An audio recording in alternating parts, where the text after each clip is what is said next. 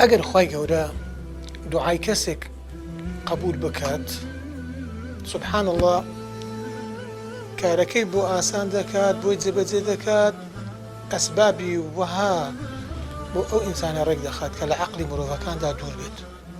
با نمونەکتان بۆ باسکەم لەسەر ئەوەی کە خوای تەبارەک وەتەعالا دوعای کەسێک قبولەکە و سەبەبی وەها دروستەکە کە لە عەقل و فکر و خەیاڵی هەموو ئینسانەکان دوور بێت. نمونەکەش ئەوەیە، دەڵێن دکتۆرێک هەبوو لە پاکستان بە ناوی دکتۆر هیشام بوو.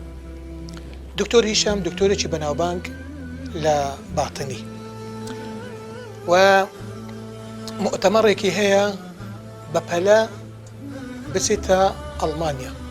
لەوێ دیارە دکتۆرەکان دانیشتون و ئەوێت پرۆژەیەکی هەیە، پرۆژەیەکی توبی هەیە، عەرزی بکات لەوەی ببێتە پرۆژەیەکی عالەمی و خەڵک ئیستیفادەی لێ بکە لە ڕووی تەندروستیەوە. کە ئاچێتە مەتاڕ باران دەست پێ ئەکا، بارانێک ئەوەندە بەخوڕە حتا کو مەتاڕ ڕائەوەستێ نە تیارە دائەنیشی و نە تیارەش ئەڕوا، زۆریش بە عەجەلەیە ئەبێ بگاتە ئەڵمانیا. لە مەتاڕ پێیان گوت تیارە ئەوڕۆ هەڵناستی لەبەرەوە بارانەکە بەخوڕە و ناتوانین ژیانی هیچ کەس بێخینە مەترسێ. هەڵێ هیچ مەتاڕی دیکە هەیە کە بتوانین دەی بڕۆن، باسی شارێکی دیکەی لۆ ئەکەن کەوا نزیکە، بڕۆ لەوێ تەلەفۆنیان لۆ ئەکەین کە ئەتوانی لەوێ بە تیارە هەڵبستی دیارە بارانەکە لەوێ کەمترە.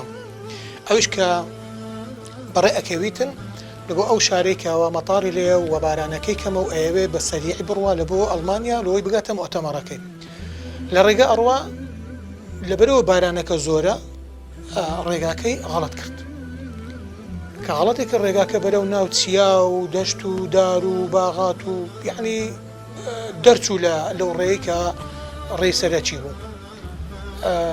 سیارەی لە شوێنێک لە ناو نزیک گوندێک سیارەکەی عاتڵ بوو، بیستی بۆ بارانە بڕۆوە هەر عیلازێکی بکە یاخوا هەر لە ناو سیارە نامێنیتەوە، کە ڕۆیشت بینی خانێکی گچکۆکە هەیە لە تەنیشت ڕێگای لایدا ماڵەکە و تەماشای کرد پیرێژنێکی بەتەنیا لێ و سەلامی کرد و ئەحواڵ پرسین و دیارە زۆر تەڕ بوو. پیرێژنەکەش خاولێکی دایە گوتی بڕە خۆهێشکەوە وەرە لەبەر سۆبەکە دانیشەوە. ئەویش تو دانیشت و ئاوێکی لە بۆ هینە و کە تەماشا کرد کەسێک خەوتووە لەوێ. ئەوش پرسیاری کرد گوتی ئەوە چێ؟ گوتی ئەوە نەوەکەمە. باشە ئێستا وەختی خەوە؟ گوتی ئەوە نەخەوتیە. ئەیە؟ گوتی ئەوە نەخۆشە بێهۆشە. چ نەخۆشیتی؟ گوتی وەڵا نەخۆشێکی زۆر قورسی هەیە، ئەڵێن یەک دکتۆر ئەتوانێت عیلاجی ئەو نەخۆشەی بکە و دکتۆرەکەش سەڕی بەبەر هیچ کەسێ ناکەوی. دکتۆرەکە چییە؟ گوتی ئەڵێن دکتۆرێک هەیە بە ناوی دکتۆر هیشام، گوتیان عەلە ئەساس ئەڕوا لە ئەڵمانیا و هەتا مانگەکی دیکە ناهێتەوە و سڕەش بەبەر ناکەوی و دوایە عەمەلیات و کاردەستی ئەو دکتۆرەش و نەخۆشخانە تایبەتێک ئەوانە گەلک زۆرە، بەڕاستی هیچ عیلاجم پێ نەکرا. گوتی ناچار هاتم لە ماڵ دانیشتم و دەستم کردێ بە دوعایە و خۆی گەورە بخۆی عیلاجەکەم لێ بکەم. هەلە دکتۆرەکە دەستی کرد بە گریان. ئەو جازانی کەوا ئەو بارانە لەبەرچی هات، لەبەرچی ڕێی غەڵەت کرد، لەبەرچی هات سیارەکەی لێرە عاتڵ بوو، لەبەرچی هاتە ماڵی ئەو پیرێژنەی کەوە لەوێ دابنیشی. ئەڵێ دانیشت گوتی هاوکارم بکە بە ئەو نەخۆشەی بگەینە ناو سیارەی بگەینە خەستەخانەی. گوتی کوڕم ئەمن پارەم نییە. گوتی پلا هیچ مشکلت نەبی، ئەو نەخۆشەت عایدێ من نەخۆشەکە و دکتۆر و تو خەستەخانەت و هەر هەمووی لەسەر حسابی خۆم. ئەڵێ نەخۆشەکان بردە ناو سیارەی، کوی سلفی لە سیارەدا سیارەکەی یەک خەلەلیشی نەبوو، یەکسەر سوڕاوە بەجێ خۆی و نەخۆشەکەی بردە خەستەخانە و ئیتر ئەو ئیشەی کەوا پێویست بوو لێ کرد، پارەکەی لە زیاتیدا و نەخۆشیەکەی لە عیلاج کرد و عەمەلیاتەکەی لە بۆ کرد و ئیتر خیاڵی لای ئەوە بوو مؤتەمەڕەکەی لە دەست چوو. ئەو خەریکی ئەو عیلاجی نەخۆشیەکەی و دەرمانیشی لە بۆ هینا و مەبلەغە پارە چیشیدا پیرێژنەکەی گوتی ئەگەر پێویستێک شو پێ بوو بە خەستەخانەشی گووە هەر شتێک پێویست ئەو نەخۆشیە پێویستی کرد لەسەر حسابی من بنووسن ئەو نەخۆشی عایدمنەوە تایبەتە بە منیش. بەڵام هەر فکری لای مؤتەمەڕەکەی بوو لە ئەڵمانیا.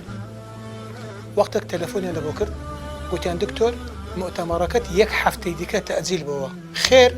گوتی ئەو دکتۆرانی کەوا بەتەما بوون لە بریتانیا بێن سەردانی ئەڵمانیا بکەن بەشدار بوون لە مؤتەمەڕەکەی، سیارەکەیان داعمی کردێ دکتۆرەکان 3 دکتۆر هاتیان شکایە. ئەوجا دانیشت سوزدەی شکری برد، گوتی الحمد لله يا ربي ئەگەر ئەتو دوعای ئەو پیرێژنەت قبول کرد بەو شێوەیە نە نەخۆشەکە لە دەست پیرێژنەکەدا و نا مؤتەمەڕەکەی منیشت تەئخیر کردووە لێی باشدار ببم. بەڕاستی ئەگەر خوای گەورە دوعای کەسێکی قبول کرد بەڕاستی سەبەبی وەها دروستەکە کە لە عەقڵ و خەیاڵی هیچ ئینسانێکدا نەبێت. بەخواتان نسبێت.